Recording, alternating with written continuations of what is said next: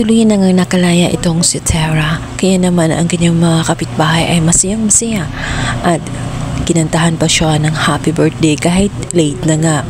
Ganun siya kamahal ang kanyang mga kapitbahay dahil nga si Tara ay talagang nakitaan nila na marunong itong makipagkapwa at malaki ang pagmamalasakit niya sa mga ito, kaya naman nararamdaman niya ang tunay na pagmamahal. Ngunit sa kabila noon ay isang hiwaga ang kanyang matutuklasan dahil sa kasama sa kapangyarihan niya ay magkakausap niya ang mga hayop. Nagulat siya at naguguluhan. Hindi niya agad maintindihan anong meron sa kanya. Pakaramdam niya ay nababaliw na ba siya? Bakit nakakausap nga niya ang mga hayop sa paligid? Sa kabila noon ay masaya si Tara dahil naiintindihan na niya ang kanyang mga kaibigan at pinahaabot nito ang pagmamahal ng mga hayop sa kanya. Mahal umano nila itong si Tara dahil naramdaman din ng mga hayop ang pagmamahal nga nitong si Tara. Mga kapangyarihan na naman nga ni Tara mula sa kanyang inang si Danaya. Sa kabilang banda, mapapaaway naman itong si Tara dahil nga sa pambubuli ng anak ni Emil.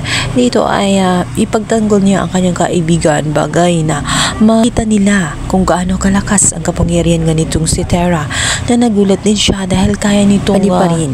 Nagulat ang anak ni Emil kung paano nagawa nga ni Tara na tela lumipad na nga siya sa ere sa sobrang lakas ng kanyang sipa.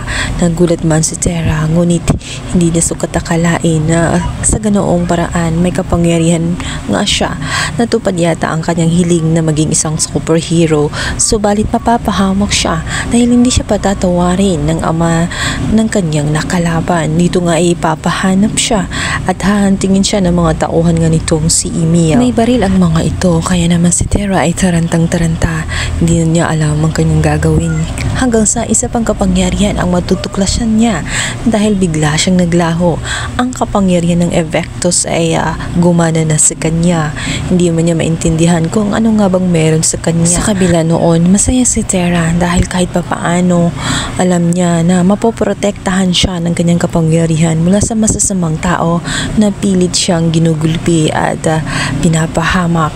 Ngayon ay may iiwasan na niya ang mga ito dahil sa mga angking kakayahan. Sa kabilang banda, si Perena ay gising na nga. Agad niyang hinanap ang lagusan. Gusto niyang bumalik sa Encantadia. Subalit dahil nga si Metena ay talagang siniguradong hindi na makabalik itong si Perena, ay nilak niya ang likurang bahagi ng lagusan. Kaya naman hindi na gumagana ang bitbit niyang pangbukas. Hindi na bumubukas. Kaya naman sa pagkakataong ito ay mananatili pa rin itong si Perena hanggang sa magtapos sila nitong si Tara na hinahabol nga ng mga tauhan nitong si Emil. Hindi alam ni Tara kung saan siya patungo.